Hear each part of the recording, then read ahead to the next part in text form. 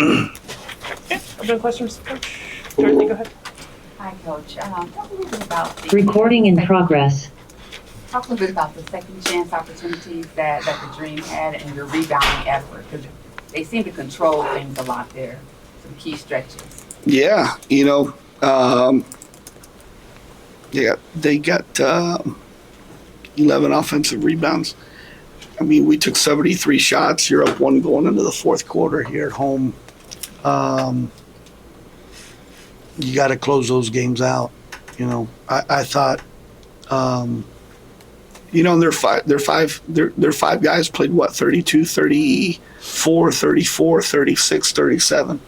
So I think we need to do a better job when the ball's not going in the basket. We got to just grind out and defend better. It seemed like, that didn't happen for us, and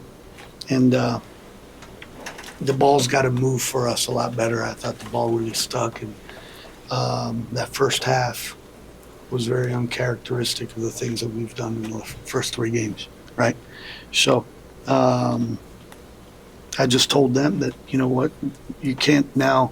This is the first time since we've been together that you lose a game, you have a little adversity. You don't want this game to affect the next one, right? That's the most important thing.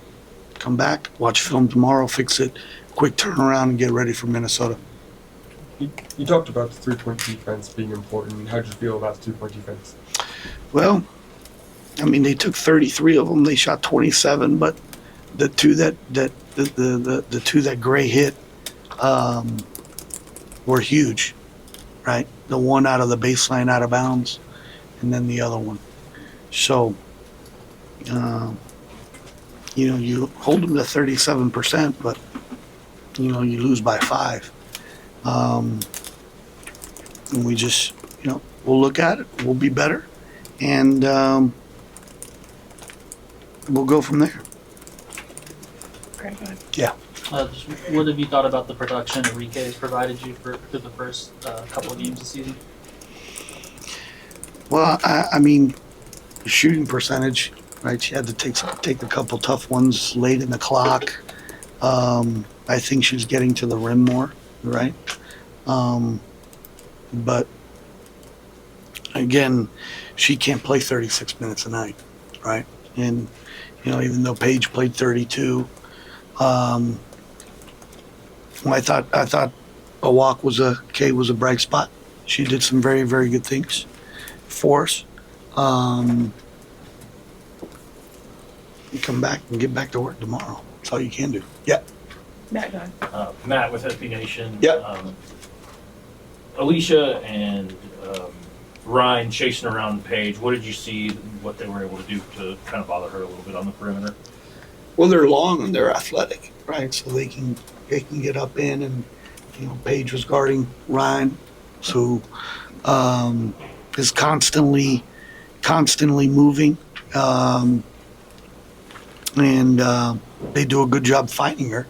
But I mean, Howard was 3 for 14 tonight, so she did a pretty good job on her. Robertus was what tried to move her off defensively, and we moved her. Then Howard got to the rim with an and one there. But I mean, Carl does a good job. They're a good team. They got a good core back and added Angel. So again, we'll get better. We'll get back. We'll watch film. We'll look at things that we need to do differently on both ends of the floor tomorrow and get ready for Minnesota. Coach, how do you feel the team responded to the physicality of the Dream tonight? They were physical. We need to. I thought they really got in us, and we've got to do a much better job, using our screens and setting screens and reading. Because now, I mean, people are going to take away our transition, right? And I think we gotta read how people are guarding us as well. And we're going to do a much better job together. When you lose a game, it's everybody's accountable.